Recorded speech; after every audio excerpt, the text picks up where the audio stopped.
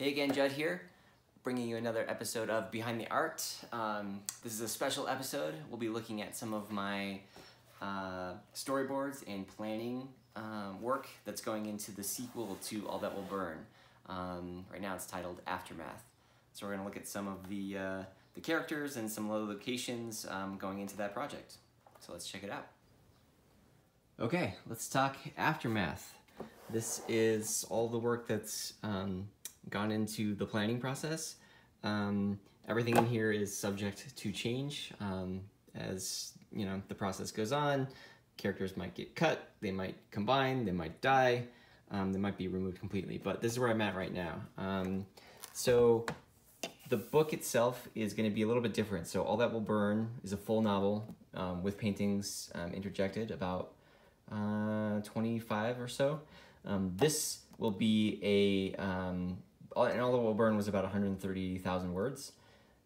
This will be about 30,000 words, so much shorter, more pulpy, and a large format book. So if you've read Dinotopia or Above the Timberline or something like that, this is going to be sort of page by page, so 300, 500 words per page, a lot more illustrations, a lot more visual, and I'll have to describe a lot less in the narrative because you'll see a lot more pictures. So it'll be more dialogue and what's happening, a little bit faster paced. But it'll pick up right after the book and talk about just what comes after. So you can see just some sketches here where I'm blocking out just type. Some of them will have just just big scenes. I'm taking notes here, how much copy is going to be here. Introducing some new characters, so some different saying that you didn't see in the last book. Some details here, like this is the medallion that Sophia gave Anaya. So just some stuff that was mentioned in the book, and then introducing a lot of new places too. So really like this one. So just sort of this caravan scene, sort of a vendor talking to someone. I don't want to give too much away, so I'm not going to explain too much about what's going on in a lot of these. You can just see, a lot of these are I'm trying to expand on what I did before. So a lot of what I did in the first book was a lot of sort of distant vistas from a horizon eye view. Here are just more dramatic angles. So taking more influence and inspiration from movies and graphic novels, comic books, that kind of thing. So just some other interesting locations, some characters. And I'm really getting to flesh out some of the look and feel of unique characters. So in the first book, I kind of just made everything amorphous.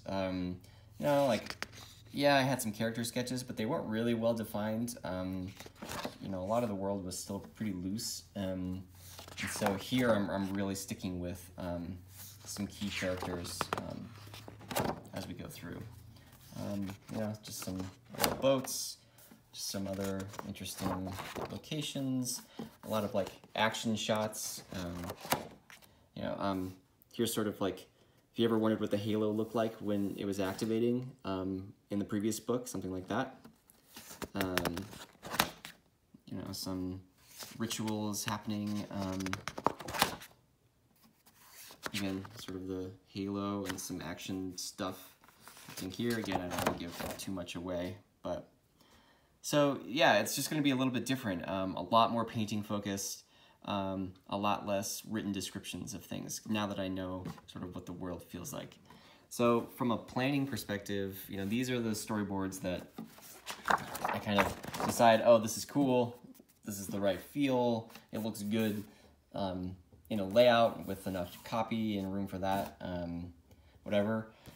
Here's where I start. So thinking about just composition, I need to keep negative space for text if it's gonna have a layout or something, or it's gonna go dark, or this is that piece with the rafters and whatever.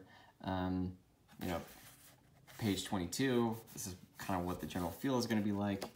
But here I can experiment a lot faster. Again, just more and more views.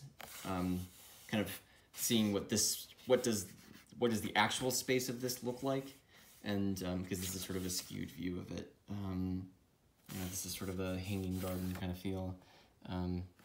That's kind of the culmination of that. I'm working with a lot of like iconography and symbols and like what they mean, and really starting to flesh out the characters. So helmets, this is Mael, which is a new character in the book. Kind of what's her style and how does it suit her personality. Again, helmets and helmets and helmets. This is sort of if you saw my Instagram, I did some paintings of these, just defining different styles of different choirs. Again, iconography of all the choirs put together. Again, more characters, you know, earrings and face inscriptions. So like when you're doing a lot of close-ups, these got to be dialed in so people look different for one thing, and you're consistent, which is not my strength. But again, so some of these will look familiar, like the cave. Just what do these columns look like in the cave? You know, just experimenting with different views. And I'm also trying to keep in mind and not doing the same thing. Like I've already done a lot of head-on shots. Like how could I make this, you know, a different angle and dramatic lighting? You know, hairstyles that are different. Again, different feels, different vibes. You know, some of that stuff.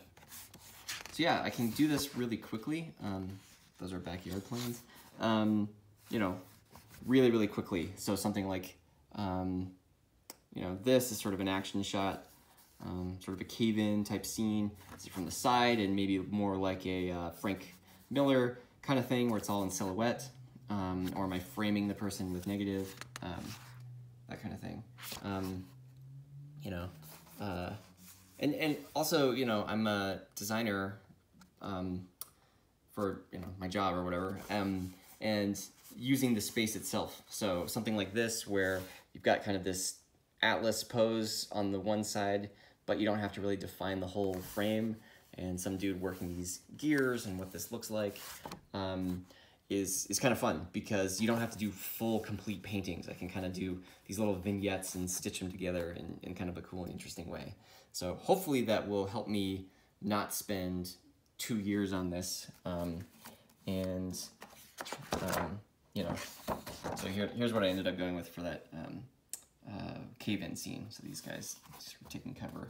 Something like this is, you know, the saying are much larger in, which you kind of lose in the book, just how big they are. So this is sort of a normal big dude, and Miles even larger, but kind of this dramatic confrontation between them.